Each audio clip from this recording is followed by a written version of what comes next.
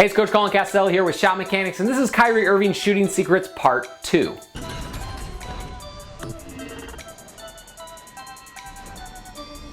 Alright, so we're going to talk about 3 more shooting mechanics that Kyrie Irving uses to make his jump shot comfortable for him and that also give him great results. So what you can do is you can try these out a little bit and see if they help your game.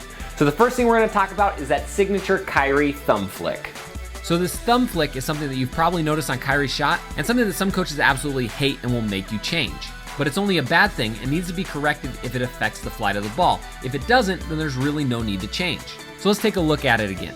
As Kyrie's getting ready to release the ball, his guide hand thumb rotates forwards, pushing the ball a little bit. So he ends up finishing with his guide hand palm facing towards the basket. Now the reason why it's not a very big deal on Kyrie's shot is because he releases his thumb most of the time before he releases the ball. Because the thumb's not pushing the ball at the exact same time as the ball coming off the fingertips, it still stays steady and straight on its way towards the basket. So a lot of coaches just see a shooter's guide hand palm turn towards the basket and they automatically assume that the thumb must be pushing the ball and has to be changed.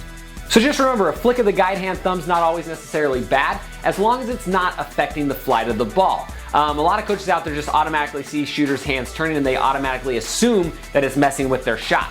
But just make sure that if I'm flicking my thumb and I'm not missing off to the opposite direction, then it really doesn't matter. And if it's comfortable for you, then stick with it. I personally shoot the ball with a little bit of a thumb flick, but because it doesn't push it off to the left or the right, I haven't worried about it and I still get great results. All right, so next let's talk about Kyrie Irving's shot line. Now Kyrie's shot line's interesting because as a right-handed shooter, he likes to bring the ball up the left side of his body if at all possible. So as he catches the ball, he likes to bring it up the left side of his body and then across his face to his right side of his forehead for his set point. Now as a shooter, your shot line really doesn't matter as long as your release gets to the same spot. The only issue is that a lot of shooters who bring the ball up the opposite side of their body have a tendency to flex their wrist outwards, making their follow through a little bit more inaccurate. So if a shot line like this is more comfortable for you, just make sure that you're finishing with your fingers towards the floor and facing down through the basket.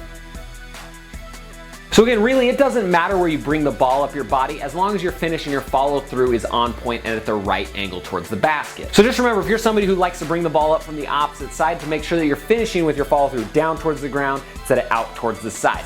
Just because mechanically, if you're bringing it up from the side, a lot of people have a tendency to finish towards the outside and thus it pushes the ball off that direction. So just make sure that if you're off to the side, finish with your fingers down, and if you can't, then you might want to shift that shot line over to make it a little bit more comfortable and a little bit more accurate. And next, let's talk about his release. So Kyrie Irving has a great, really smooth middle finger release. That basically just means that his middle finger is centered in the ball and it's the last finger to touch the ball on the release. That way everything's aligned with the basket, so he has a higher percentage of shooting the ball straight and not missing left or right. Now one thing that you have to be careful of with a middle finger shooter is that your elbow might flare out to the side. So one thing that helps is Kyrie tilts his feet just slightly off to the side.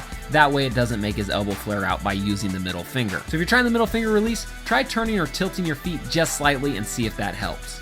So if you're having a few problems with your mechanics, try some of these and see if you can fit them into your game and get you good results. And don't forget, you can also hit that link in the description, get a free copy of my personal top 3 favorite shooting secrets. These are shooting secrets that a lot of young athletes mess up and it severely affects their jump shot. Also, if you want to show some love, hit that like button, leave a comment down below, and subscribe to the channel. We're actually one of the fastest growing YouTube basketball channels out there. I think we're probably like the 3rd biggest one right now, so we're moving our way up to the top. Again, I'm Coach Colin Castello with Shot Mechanics. Thank you so much for watching, and I'll see you next time.